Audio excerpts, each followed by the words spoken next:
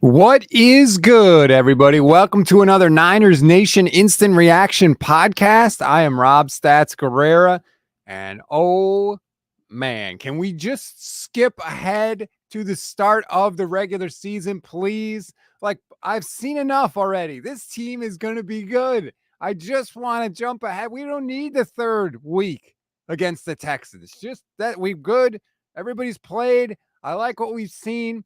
Just take me to the regular season, please. We've got a lot to break down. 49ers get the win 17-7 against the Minnesota Vikings. Different feel to this game for sure. You know, no Trey Lance. There were 27 players for the Niners that didn't play in this game. So we'll get to it all. I'm going to be joined by Levin Black, who joins me on the Thursday show, the Gold Standard show here on Niners Nation. Want to remind everybody to please rate, review, follow the Niners Nation Podcast Network if you don't do it already. We always say if you take the time to leave a review, we will take the time to read it. Tonight, we want to take as many of your comments and questions as possible. Please drop it in the chat wherever you are.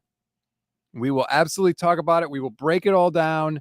And I like this to be as interactive as possible. So if you've got one, absolutely, let's go.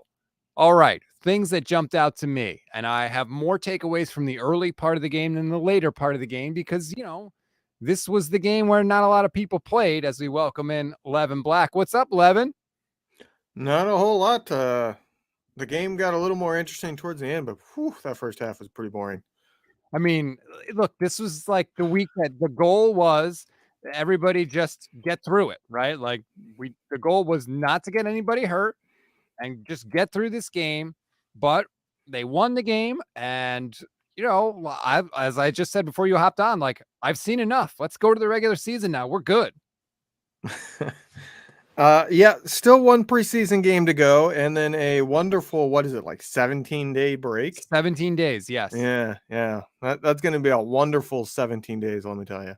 It's going to be it's hard, man, because you're so desperate. It's worse than a bye week because you haven't gotten any games. You know, regular season hasn't started, so it's not like you just got a month's worth of games to feed you through the off week. And it's longer than an off week. True. It's going to be rough. But let's talk about what we saw in this game. I was saying I had more takeaways early in the game than later in the game just because, you know, by the time you get to the back half of the second preseason game when 27 guys aren't playing, it's a little different. But, you know, even like first drive of the game, the Vikings start going down the field and then Odom picks off Kellen Mond. Like, the turnovers, and I know it's preseason, but just the fact that they continue to generate turnovers, that is not something we have seen from this group. It could be such a game changer for this defense if they can continue to turn the ball over and get it back for the offense. I mean, it's been a top 10 defense, top 5 when everybody's healthy. And you add in turnovers, yeah, it would be massive for this team and the defense statistically to suddenly start getting turnovers. And yeah, like I'm not used to it anymore. Like, I'll be honest, when they actually get the interception, I go, oh yeah. Like, that's how I've been this preseason. Like, they get the interception and I have two thoughts every time. One is surprise. And the second one is maybe Ward wasn't wrong when he said pick city. Which is crazy to think, but like, I mean, so far that's what it has been. And, you know, I think before too, like when the Niners were getting them in practice, there was some thought like, well, it's Jimmy Garoppolo. He throws a lot of interceptions in practice. It's like, no, they're getting them in practice. They're getting them against Kirk Cousins and they're getting them in the games. I'm starting to think that like, this is something we can believe in. You know, every preseason you have things that happen and you have to decide as a fan and we have to decide as analysts what's real and what's not, right? I think I'm at the point now where I'm starting to think that these turnovers are a real thing. I sure hope so. Wouldn't that suck if this ends up being like the training camp story that just turned into a complete farce that was not real at all, no real substance behind it. The other thing that jumped out to me, and if we're talking to like things that we're starting to believe now, I think I'm kind of buying into Danny Gray a little bit. I know he only had 2 catches for 24 yards in the game, but man, the guy can get open. He can get open deep. I know he's got to maybe work on getting his feet in bounds a little bit, but like, I think we got something here. Yeah, he certainly seems to have the ability to get open frequently, like at a clip or a rate that is a starting caliber wide receiver. Like this guy might end up being a real starting caliber wide receiver where the Niners have at least 3 of those then, plus George Kittle. Like his speed, we've heard defenders talk about it, and I did see some reports of Vikings defenders talking about how the speed at which he's able to do his, it's not just straight line speed, but the Mm-hmm. speed at which he's able to make his cuts puts you at such a bad position that it's really hard to defend. And we saw him getting open in practice against the Niners defense. We saw him getting open against the Vikings defense in practice. We saw him getting open in the first preseason game. And now we saw him getting open in this game. So I think they really did get something there. I think that's one that's going to end up being real. I also like that Trey Lance and Sudfield we've seen so far. Actually, that might have been Purdy tonight that threw the one in the end zone that didn't quite go for a touchdown. I think it was Purdy. Yeah. No, Sudfeld. Sorry. But he's had in both games times where the quarterbacks trust him and throw not quite a jump ball, but he's not necessarily wide open. There's a guy right there that if the defender turns around and plays it just right, they might be able to get their hands on it, might get an interception, but they're trusting him to go up and get it, and he's been doing that. And I think that that's kind of one of the small things that we might realize is a bigger storyline come regular season, that the quarterbacks trust him right away. The other thing that I don't know if I totally buy in this yet, but Nate Sudfeld, 13 of 17, 102 yards, did throw a touchdown pass.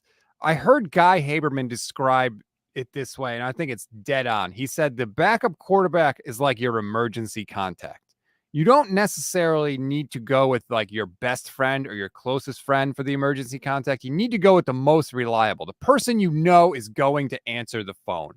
And I see Brock Purdy in there, and I'm starting to think for 1 or 2 games, not for an extended stretch of time, but for 1 or 2 games, I'm starting to think he might be good enough to keep things afloat.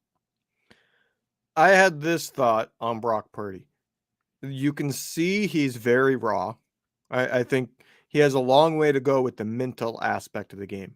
He doesn't seem to be as mentally advanced as, say, Trey Lance was last year. And he certainly has some physical limitations with his arm. But when I see him, I see basically a better version of Nick Mullins. Similar in terms of the actual quarterback part, but he's actually athletic. So to me, he looks like a better version. And Nick Mullins was good there for a while. And I don't think Nick Mullins is really somebody you wanted as your backup. That ended up proving out that he was more of a number 3. And that's one of the reasons the Niners moved on. But Purdy could end up being a guy that you trust to be your backup quarterback. And to get that from Mr. Irrelevant, that's not a bad thing. I don't think Purdy's looking like somebody that has the potential to suddenly be a starter in the NFL. I don't think he has that upside potential, but he does have the upside potential that we're seeing, that he could be a guy that has a career that lasts quite a long time as a backup quarterback. Carlo watching on the Niners Nation YouTube page, Purdy better than Mullins. Purdy can move a little back there, man. He can kind of make some stuff happen, man. All right. I'm going to get to a lot of comments because there's a lot of people talking about Trey Sermon, and we'll get there. But one last thing I think I'm starting to believe in, and I like that they kind of got him in the game and then out of the game. Javon Kinlaw, man, he looks quick. He looks much, much quicker than I remember. And maybe my memory is a little off because it's been a little while since we've seen him. But damn, man, if he is anything this year, that line up front is just going to be a wrecking crew. Yeah, he looks to be what they hoped he would be. I heard that he slimmed down. He trimmed some weight. He's not as big as he was because he's not trying to just hold everybody there at the line. He's wanting to actually penetrate, and we're seeing it. I don't know how much quicker he is. He could be because he dropped some weight, but it might just be that the guy that's blocking him is just running backwards because he's forcing him to run backwards. So it seems like he's quicker because it's like he doesn't lose any momentum. You know what I mean? Like on that sack. He gets off the line and he doesn't get slowed down despite the other guy hitting him and trying to slow him down. And that's the physical freakness that he has.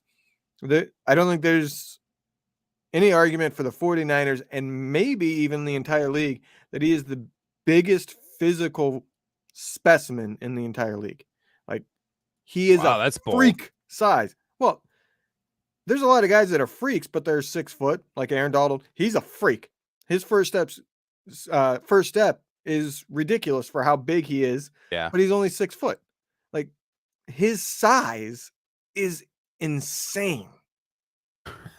I mean, that was all anyone talked about when he was drafted, right? Was just, oh, he's this dude is a crazy freak, to the point where I was like, tell me something else about him besides his size. But, Chris Sims likes to say size is a skill, and Kinlaw has it, and he certainly uses it. Let's put it this way. You could put him in the WWE right now, and you'd go, wow, that guy's big. You wouldn't put him there and go, oh, yeah, that's just a normal dude. He would look big amongst those guys. Jason Aponte of Niners Nation, you may have heard of him, blowing up this training camp, by the way, says Jordan Mason deserves to make this team.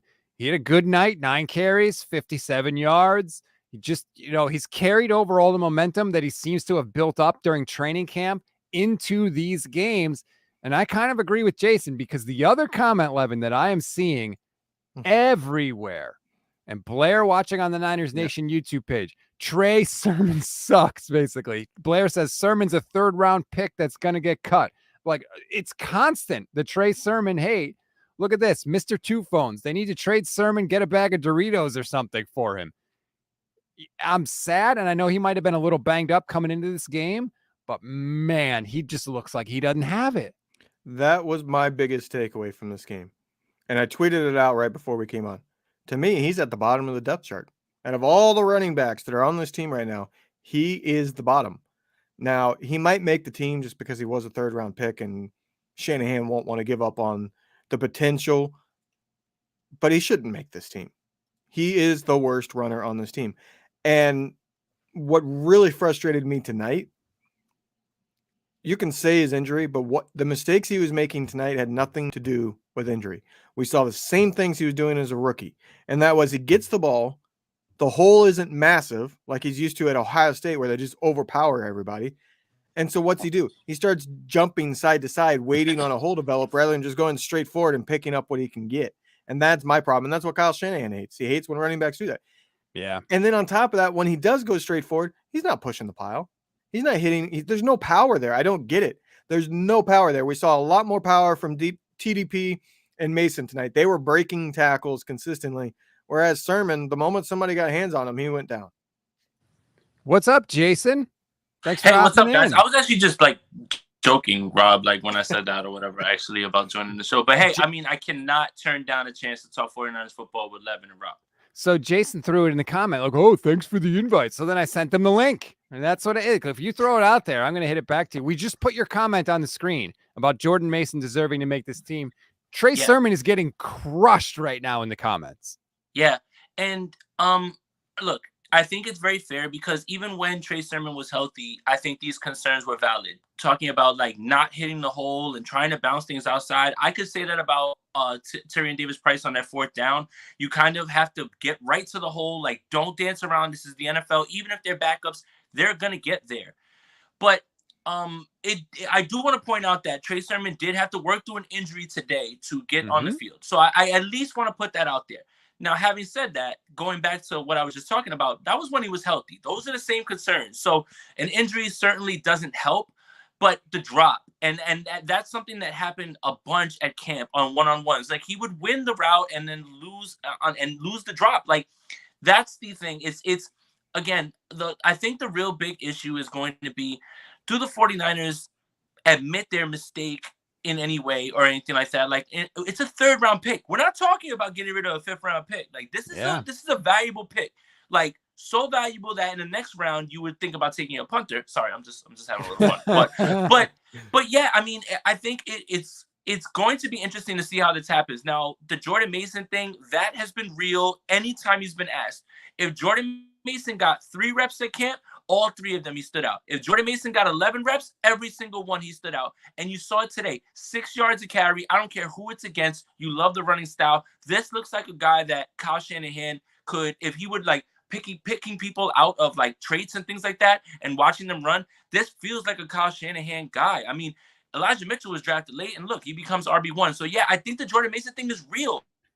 Look, one more thing, and I don't want to ramble on too much. JaMychal Hasty was actually asked to run routes. He did well doing that. There would be times where Trey Sermon ran the ball well or Jeff Wilson ran the ball well. Every time Jordan Mason was asked to do something, whether it be catch the pass or run, he was great at it. And he continues to be consistent, man. Like, I don't know how. It's going to be tough for me to understand why he didn't make this roster. The one point I'll make is with the history that this running back group has with injuries, the Niners can't afford to hold somebody like Trey Sermon because they might figure it out eventually. They need guys who are best right now because they're likely going to have to enter the game at some point. It's running back is like a meal at a restaurant.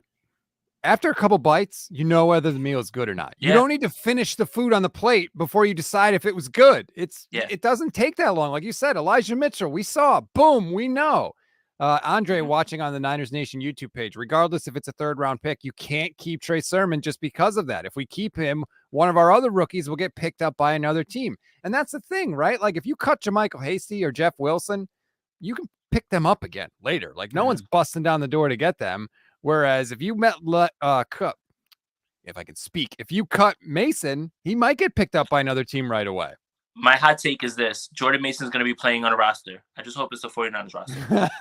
Well, that's well said. Sermon somebody would kick the tires on Sermon. Someone would try Sermon. I think with the draft pedigree, and I think they again, I think that the inside zone would be more suited to him. Maybe a team feels they could fix him. People are always down for reclamation projects, especially when there's cuts going down, like at the end of camp and you're taking shots on other guys. I mean, the 49ers did move on after 1 year from a different 3rd round running back that this regime drafted. That would be for different reasons. Sermon, at least from what I know, doesn't have the showing up like he's a lineman issue and just not being engaged whatsoever. But you got to move on when you know. When you know. And if he's that's my problem. Like I said tonight, he's making the same mistakes he made last year that Shanahan talked about, where he's dancing behind the line of scrimmage, not just going and hitting the hole. So if you're not learning, then it's time to go. Go ahead. I'm sorry. I was just gonna say there's too much competition to wait for him. There's just no reason to wait. Go ahead, Jason. Well, and you know what? I was optimistic about him because I thought the little wrinkle that Anthony Lynn would throw in with inside zone would suit him more because that's what he ran in Ohio State. And Mike McDaniel was good at creating angles and doing outside zone. I understand that. And this year, I thought that was the wrinkle that they were going to bring, especially when you draft TDP, because TDP would excel in that role. So it's a little bit frustrating from that. How much of it is the injury? How much is it the same old player? I think that's going to be discussed well into this week. And I think Trey Sermon's got one more shot, I think, this week coming up to try to make his case. I think I don't think he'll be cut before this game, but this is it. I think it's pretty telling that he played as much as he did, because that tells me the team is not confident in him. If they were confident that he was making this roster, he would have been out after the first quarter. At the most, he would have played. Yeah, he's in a roster battle right now. That's the thing, and that he has one more shot. I think he has just this last game. If he doesn't show something to give confidence, then I fear it might be the end. I will be curious to see if they flip the script though and have guy like Mason come forward and get second string reps in that final preseason game to see how he does against the better competition, and then have Sermon in that final role where, okay, you have one shot at the end of the game to impress us, but the other guy's getting a chance to show what he can do against better competition. I see this comment from Russell watching on the Niners Nation Facebook page. The interior O-line didn't look very impressive. Who was that at center? Just in general, what were your thoughts on the offensive line tonight, Jason? The Burford thing is a little bit troubling because it feels like he was the right guard. And I thought that, because he'd be starting, they wouldn't play. But I do understand the idea that people need bodies, and you also want to make sure that you get through this game. And I get it. So it wasn't necessarily a shock that he was out there. But yeah, I kind of didn't really. I don't want to speculate too much, right? I watched a little bit of it. I watched it on TV. I got to see it again, one more time before I make any sweeping statements or anything like that. I thought he did okay, but I thought at times I would say, that wasn't as impressive as he's been early on during camp and during the postseason and the preseason. So yeah, I mean it's hard for me to say right off the bat. Like I want to make sure that I have the right like information like when I say things, but Yeah. yeah, I mean it wasn't exactly like impressive if I could make it, if I could say that. I am seeing a lot of love for Jason Poe in the comments. A Yeah, lot of people are impressed by he him. lifted somebody on a nice pull block. I mean, that's it. I mean, if you're gonna have a guy who's a little bit smaller, more athletic, then you need to be using him in that way. And that guy's strong, man. Nobody gets a base of center like he does, like the center of gravity. It's insane. Carlo says Poe needs to be on the 53. That's what I think. Like he's shown enough to get he doesn't have to be a starter, but he should be on the team somewhere, right, Levin?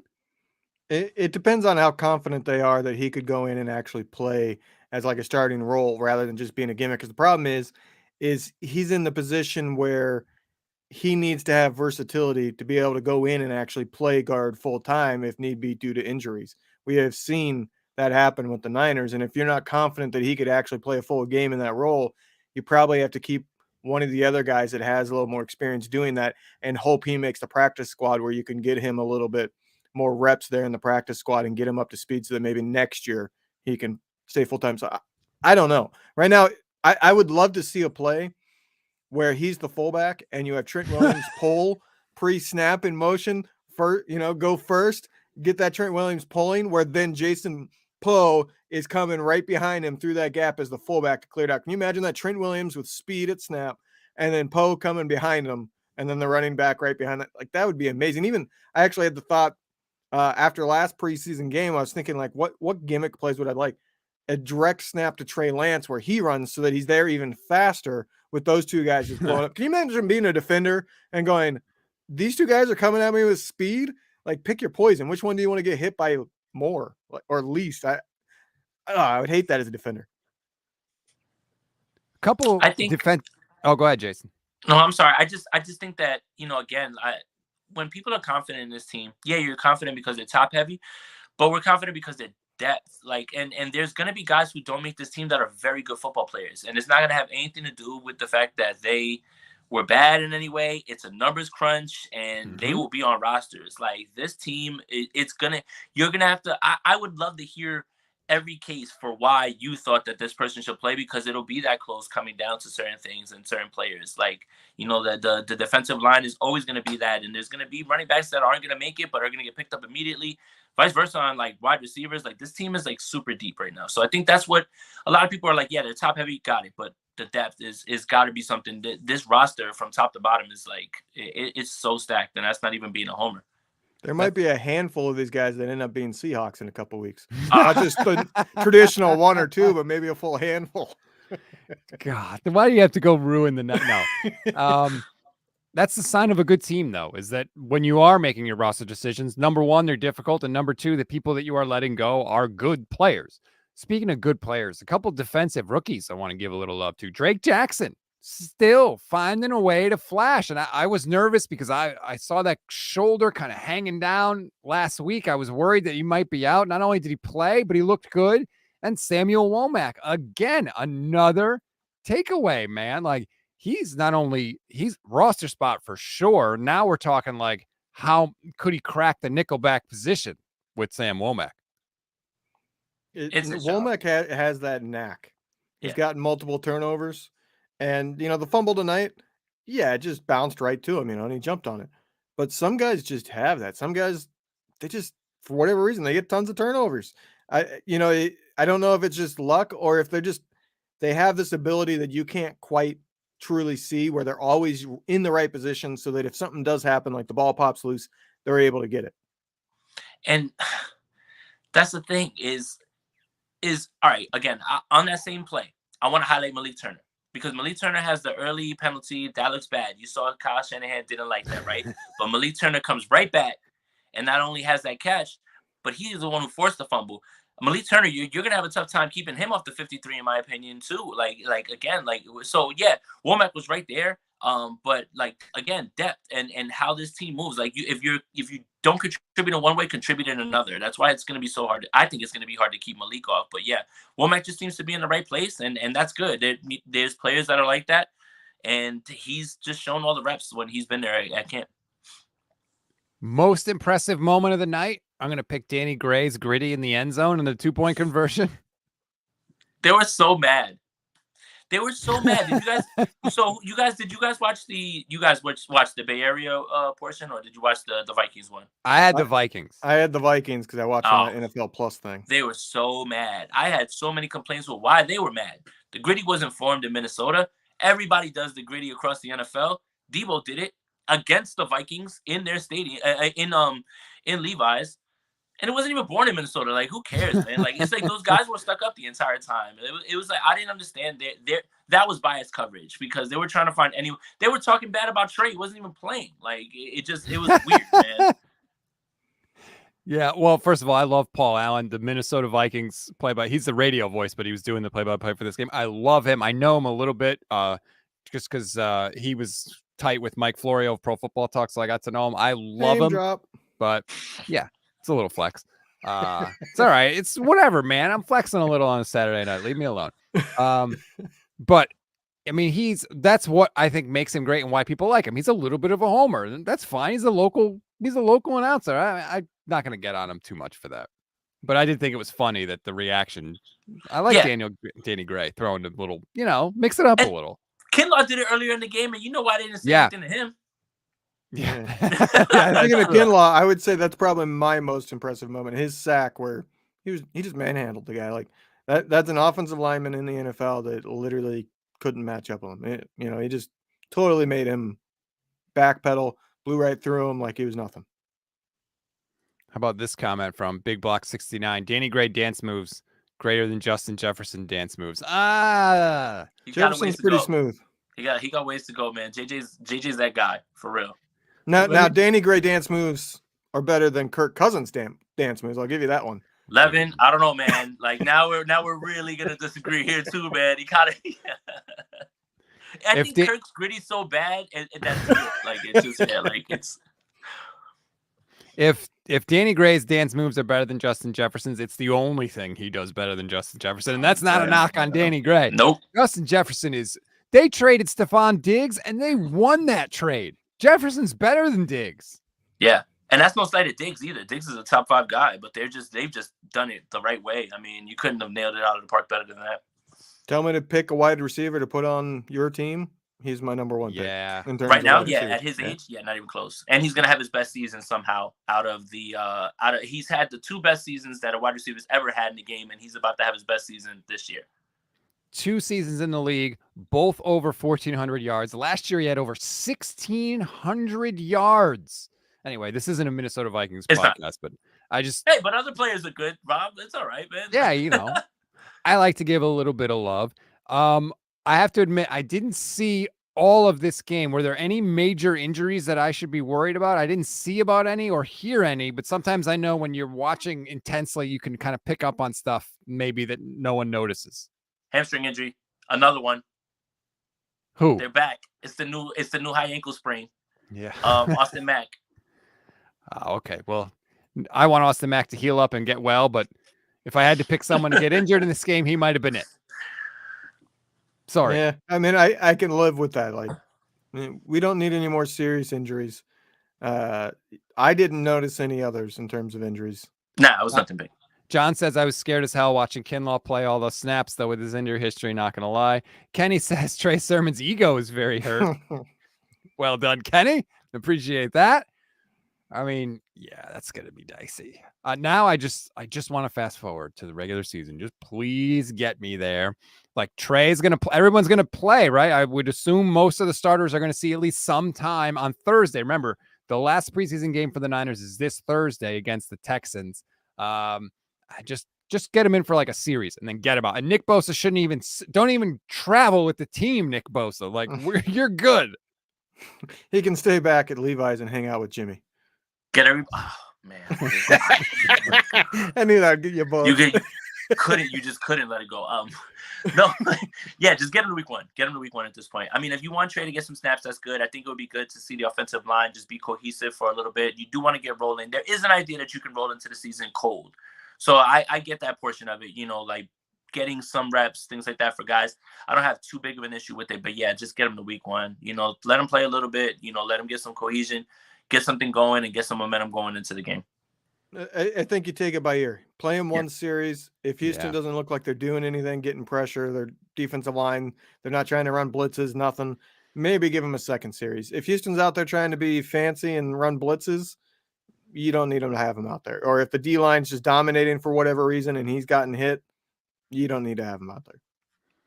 Can we get Jordan Mason a better number? You can't be 41 and be a running back. That's Ooh, I can't wait to cut this clip, and because I said the same thing to Croc on his show, and he kind of cooked me a little bit about it. It's not a bad idea. Yeah, look, I don't mind. take it up I with like him. 40 a lot more, but 41's not bad. Name another good running back that wore number 41. Somebody's got to be first. I don't care. Jeff Wilson.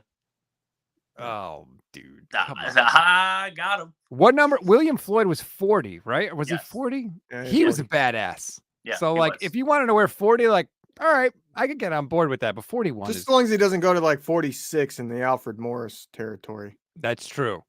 Yeah, Why that was do pretty. we have to go back there? Why do we have to like relive that stuff? I saw this. Ty Davis Price, 10 carries, 41 yards. I was ready to rip Ty Davis Price, right? Because first possession of the game after the interception, 4th and 1. They snap the ball. They give it to Ty Davis Price. Like, this is why you're here, right? You're the big back, the short yardage guy. And then, bam, he gets stopped. And I was like, did we just waste another 3rd-round pick on a running back? But I thought he acquitted himself better and better as the game went on, Levin. I really liked the outside run where he broke like 3 or 4 arm tackles in a row, because I thought, oh, I just want to see him get the edge. I want to see him get the edge and be able to turn upfield and get ahead of steam going upfield. And a defender dove at him, and he was able to blow right through it. And then another defender dove at him, and he blew right through that one. And I think another defender got arms on him as he went by, and he broke that one too. And that's when he had that, like, I think it was like maybe 12 yards, 13 yards. He got a first down on it. It was like, maybe he can get to the outside and run a little bit of the outside zone. Won't be his bread and butter, but maybe he's capable of being enough of a threat there. Matt Barrows, I'm just keeping an eye on some of the post-game stuff, tweeted out Niners post-game injuries, and there always seem to be more when Shanahan talks the day after the game. Austin Mack has a hamstring, like we said, and Sam Schluter has a knee injury. Tackle Sam Schluter didn't even know he was on the team, not going to lie. So right now, that's good, but Barrows nailed it. The injury report tonight is one thing. Wait for what Kyle says the day after the game. That will be far, far more telling, but that's a good sign. For now, at least we can hopefully, exhale a little bit, Jason. Yeah, absolutely. And that's it. Again, it goes back to what we were talking about. Yeah, I want to see them get out there, get some reps on offense. I think we know what the defense is. Ward and Mosley will slide right back in. They'll be fine. Get them to week 1. But yeah, I think it's kind of important to put like a drive or two together right before you send them in, because I do believe in the idea of like being a little bit cold. Like, you do want to roll. I think, any sort of momentum can be used in the right way, like and thought of in the right way. So yeah. Terry Kirby. See, good call. Very good call. Emiliano watching on the YouTube page. Terry Kirby 41, former 49er Terry Kirby. Way to go. Sorry, Levin. I didn't mean to cut you off. No, you're good. No, very good. I was just going to say, you got to play the guys a little bit in this last one, because take Trey Lance, for example, didn't play tonight. So that would mean if he doesn't play in the next one, he would have 24 days, 27 days off with no game action. Like, that's too long. He's got to play in the 3rd game, at least some. And all the other starters that didn't play tonight, the 27 guys or whatever that didn't play tonight, they're in the same boat. Unless they're nursing an injury, get them at least some reps to get them in there. That's a good point. Oh, I like this question. Andre, will Odom start for Jimmy Ward week 1 if Ward can't go? I'll give Jason that one because he saw training camp, and I think I don't at know this point, training camp tells you a lot more than what we've seen in preseason. Unless something changed in camp, that's not what I saw variations of 3 safeties, and he was never one of those. It was more, and Ward and Hufanga. So I don't know, unless something's changed. I mean, he had another interception today. He had one in a joint practice. Maybe his game is played differently now, and they like him. So I don't know if he wasn't doing that in camp. That's what I'll say. He was not doing that in camp, but he's doing it now. So I mean, who knows? Things have changed, but he's a veteran. And I think a lot of Colts people that I spoke to, while we thought it was just a special teams pickup, I think they were more effusive in praise in how safe he was at safety, and maybe it took him a little bit of time to get acclimated, but it wouldn't shock me. He is a veteran. You know how Kyle likes his vets. But Tavares Moore has an interception or a PBU today, right? He had a PBU. Man, he had one. I did see.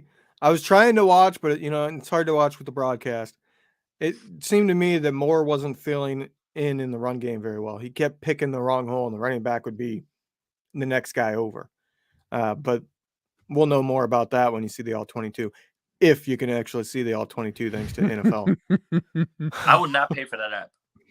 I signed up for a 7-day trial so I could watch the preseason games, and that will definitely be canceled before the 7-game trial ends because I don't trust to actually be able to view what I'm paying for. I have a question. This company makes money like nobody's business, and you can't make the right app, man. Like, they can. It's purposeful. They don't. I agree, Levin. I think they don't want people like us to have the All-22. I think there's coaches and there's other NFL people that get real prickly about people like us trying to do film breakdowns and stuff on Twitter. I don't think they like it. I think they are intentionally, because it used to be better. They made it worse. Like it used to be functional and now it's not. Wow. It's 3 years at this point. It's not a mistake. 3 years in, a company this big that is this technologically involved, because everything in the NFL is high tech. It's not an accident. It's not, we just can't figure it out. Right. We can't find the people that know how to do this stuff. Yeah, I don't know, man. I couldn't. I don't want to say how I watched the game, but it wasn't through that. Like that's the best way I could put it. I can't. Are they like delaying the post-game press conference here? Like, what is happening? I'm not seeing any post-game reaction from anybody. I'm trying to I would like to be able to react to some of it here, but I don't see any of it. Where the hell are these people? I know the Vikings got a nice facility, but damn. Kirk Cousins dressed today. Can we talk about that? That was kind of weird. I saw that. Like they did that interview with him. I'm like, yeah, what are you doing in pads? Oh, I didn't hear this. Emiliano says, anyone know why Coach K, I'm assuming he's talking about Chris Kocurek, is feeling under the weather? Is everything all right? Protect that man at all costs. That's right. I had no idea. Yeah. I did find out that Greg Papa did let us know that apparently Ambry Thomas is injured. I don't know if you guys spoke about that earlier. That's why he wasn't playing today. Yeah. So I think he said something about, I have to look it up. I'm on my phone right now. But yeah, something about that. That's why he wasn't playing today, because it was kind of a shocker to see Ken Crawley and Diamador Lenoir start the game. There's another 3rd-round pick that shouldn't be on the roster. Oh my God, that's where we're going. I don't know. Come on. I know. I haven't been like his biggest fan, but I still think that, like, again, I'd like for him to sit behind these guys. If all goes right, you wouldn't have to see Lenoir or right or him either way. So that's okay for him to sit there. Like, you want Ward and Mosley to play. So. All right. Well, last question to each of you. Levin, who's the best player you saw on the field tonight? It was brief, but I would say Kinlow. Damn, you took mine. Jason? Jordan Mason, man. That's it. 6 yards a carry. I don't care who it's against. That's exactly what he did the entire camp, man. I am going to have to hear a definitive reason and what your thought process was if Jordan Mason doesn't make this team, because he's going to make somebody else's. You're not going to get that definitive reason if he doesn't make the team. Oh, of course not. Of course not. Oh, yeah. Of course not. Of course not. But, in what universe does Jermichael Hasty, for example, deserve a roster spot over Jordan Mason? That's my thing, right? Like, you're going to have to tell me what it was about that. Like, did you value that 3rd down stuff more than you did a guy who can do both at certain points? So, yeah. Well, we made it through 2. We got 1 left before we get to the regular season. It's going to be it's going to be so much fun this year. I'm so excited. Everybody, please continue, rate, review, follow the Niners Nation Podcast Network. We appreciate the thousands of you that join us for these. All your questions, all your comments, please keep them coming. Levin, Jason, I can't tell you how much I appreciate you popping in here. Levin's on Twitter at LTBlack9ers. Jason is at JasonAponte2103. I am at Stats on Fire. Guys, thanks for hopping in. I really appreciate it. Thank you, man. You know I couldn't say no. I'm just a glutton for punishment, talking to Rob twice in the same week. Yeah, I know. I don't know how I deal with it either. Enjoy the rest of your night, everybody. We'll talk to you later.